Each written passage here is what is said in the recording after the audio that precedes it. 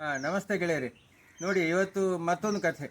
ಇದು ನೋಡಿ 73 ವರ್ಷದ ಹಿಂದಿನ ಕತೆ. ಅಂದರೆ 1949ನೇ ಇಸವಿ ನವೆಂಬರ್ನಲ್ಲಿ ಚಂದಮಾಮದಲ್ಲಿ ಎಸ್ ಟಿ ರಂಗನಾಯಕಿ ಅನ್ನೋರು ಬರೆದಿರುವಂಥ ಕತೆ. ಅದನ್ನು 73 ವರ್ಷ ಹಿಂದಿನ ಕತೆ ಆಗಿರೋದ್ರಿಂದ ಈಗಕ್ಕೆ ಸ್ವಲ್ಪ ಬದಲಾವಣೆ ನಾನು ಮಾಡ್ಕೊಂಡಿದ್ದೀನಿ. ಕತೆ ಏನು ಅಂತಂದರೆ, ಇಬ್ಬರು ಬಡ ದಂಪತಿಗಳು, ಸುಬ್ಬಯ್ಯ ಮತ್ತು ಸುಬ್ಬಮ್ಮ ಅಂತ ಅವ್ರ ಹೆಸರು.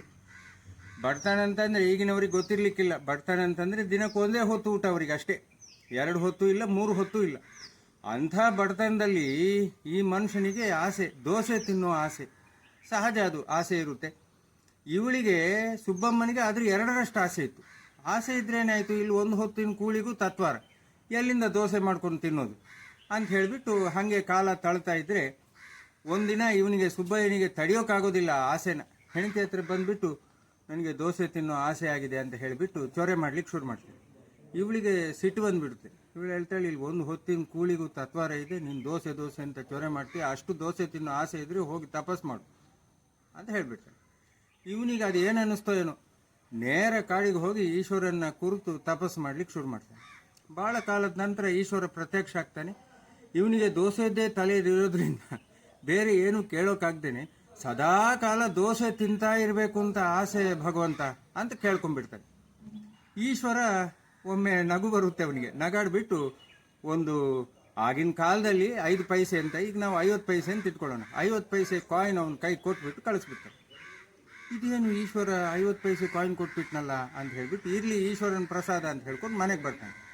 ಮನೆಗೆ ಬಂದು ಸುಬ್ಬಮ್ಮನ ಹತ್ರ ಎಲ್ಲ ವಿಚಾರ ಹೇಳ್ತಾನೆ. ಆವಾಗ ಸುಬ್ಬಮ್ಮ ಹೇಳ್ತಾಳೆ, ಇಷ್ಟು ವರ್ಷ ತಪಸ್ ಮಾಡಿನೂ ತಗೊಂಬಂದಿರೋದು 50 ಪೈಸೆನಾ ಅಂತ. ಇರಲಿ, ಈಶ್ವರನ ಪ್ರಸಾದ ಅಲ್ವಾ, ಏನೋ ನಮ್ಮ ಹಣೆಯಲ್ಲಿ ಇದ್ದಷ್ಟು ಅಂತ ಹೇಳಿಬಿಟ್ಟು, ಸರಿ ಇದರಲ್ಲೇ ನಾನು ದೋಸೆಗೆ ಬೇಕಾಗಿರೋ ಸಾಮಾನು ತರ್ತೀನಿ ಅಂತ ಹೇಳಿಬಿಟ್ಟು ಅಂಗಡಿಗೆ ಹೋಗಿ ದೋಸೆ ಹಿಟ್ಟು ಅದು ಇದು ಎಲ್ಲ ತಗೊಂಡು 50 ಪೈಸೆ ಕೊಡ್ತಾನೆ. ಕೊಟ್ಟರೆ ಏನಾಯಿತು, ಒಂದು 50 ಪೈಸೆ ಕೊಟ್ಟರೆ ಅಲ್ಲಿ ಇನ್ನೊಂದು 50 ಪೈಸೆ ರೆಡಿ.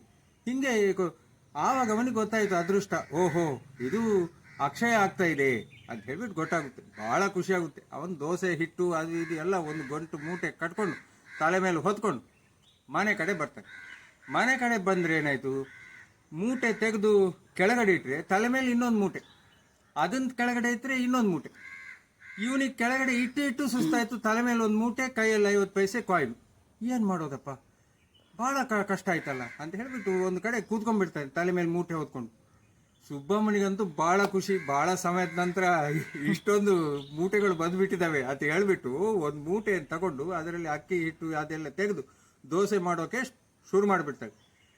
ಇಲ್ಲಿ ಮತ್ತೆ ತಿರ್ಗಾ ಇದಾಯಿತು. ದೋಸೆ ಕಾವಲಿಯಲ್ಲಿ ಒಂದು ದೋಸೆ ತೆಗೆದು ಈ ಕಡೆ ಹಾಕಿದರೆ ಅಲ್ಲಿ ಮತ್ತೊಂದು ದೋಸೆ ರೆಡಿ. ತೆಗಿತಾನೆ ಇದ್ದಾಳೆ, ದೋಸೆ ಕಾವಲಿ ಖಾಲಿ ಆಗೋದಿಲ್ಲ. ಇದೇನಪ್ಪ ಮಾಡೋದು ಅಂತ ಹೇಳಿಬಿಟ್ಟು ಅವಳಿಗೂ ಟೆನ್ಷನ್ ಆಗೋಯ್ತು. ಇಬ್ಬರು ಟೆನ್ಷನಲ್ಲಿ ಕೂತ್ಬಿಟ್ರೆ ಇವಳು ಏನು ಮಾಡ್ತಾಳೆ, ಆಸೆ ತಡೆಯೋಕ್ಕಾಗದೆ ಅಷ್ಟರಲ್ಲಿ 2 ದೋಸೆ ಬಾಯಿಗೆ ಹಾಕೊಂಡ್ಬಿಡ್ತಾಳೆ. ಈ ಸುಬ್ಬಯ್ಯ ಮೂಟೆ ಹೊತ್ಕೊಂಡೇ ಬಂದುಬಿಟ್ಟು ದೋಸೆ ಪರಿಮಳ ಕೇಳಿಬಿಟ್ಟು ಬಂದು ಒಂದು ದೋಸೆನ ಬಾಯಿಗೆ ಹಾಕೊಂಡ್ಬಿಡ್ತಾನೆ. ಇಲ್ಲಿ ನೋಡಿ ಮಜಾ ಇರೋದು, ದೋಸೆ ಜಗದು ನುಂಗಿದ್ರೆ ಪುನಃ ಬಾಯಲ್ಲಿ ದೋಸೆ, ನುಂಗೋದು ಬಾಯಲ್ಲಿ ದೋಸೆ. ಇದು ಒಟ್ಟು ಭಾಳ ಪ್ರಾಬ್ಲಮ್ ಆಯಿತು. ಸುಬ್ಬಯ್ಯನಿಗೆ ಸಾಕಾಗೋಗುತ್ತೆ. ಅಯ್ಯೋ ಪರಮೇಶ್ವರ, ಇದು ಸಾಕಪ್ಪ ಸಾಕು, ಈ 50 ಪೈಸೆನೂ ಬೇಡ, ಈ ಮೂಟೆನೂ ಬೇಡ, ದೋಸೆ ಆಸೆನೂ ಬೇಡ, ನನಗೇನು ಬೇಡಯ್ಯ ಅಂತ ಹೇಳಿಬಿಟ್ಟು ಮನಸ್ಸಿನಲ್ಲಿ ಪ್ರಾರ್ಥನೆ ಮಾಡ್ಕೋತಾನೆ. ಅವನು 50 ಪೈಸೆನೂ ಹೊರಟೋಗುತ್ತೆ, ಮೂಟೆಗಳು ಖಾಲಿ ಆಗುತ್ತೆ, ಎಲ್ಲ ತಲೆ ಮೇಲಿದ್ದ ಮೂಟೆ ಎಲ್ಲ ಹೊರಟೋಗುತ್ತೆ. ಇನ್ನೇನು ಒಂದು ಮೂಟೆ ಉಳಿದಿದೆ, ಅದರಲ್ಲಿ ದೋಸೆ ಮಾಡಿಕೊಂಡು ಬೇಕಾದಷ್ಟು ತಿಂದು ನೆಮ್ಮದಿಯಾಗಿ, ಅಂದರೆ ಇರೋದ್ರಲ್ಲಿ ನಾವು ತೃಪ್ತಿಯನ್ನು ಕಾಣಬೇಕು, ದುರಾಸೆ ಪಡಬಾರ್ದು ಅಂತ ಹೇಳಿ ಈ ಕತೆ ಒಂದು ತಾತ್ಪರ್ಯ. ಇದು ನೋಡಿ 73 ವರ್ಷದ ಹಿಂದಿನ ಕತೆ ಇವತ್ತಿಗೂ ಕೂಡ ಅಷ್ಟೇ ಒಂದು ಕುತೂಹಲವನ್ನು ಉಳಿಸ್ಕೊಂಡಿದೆ.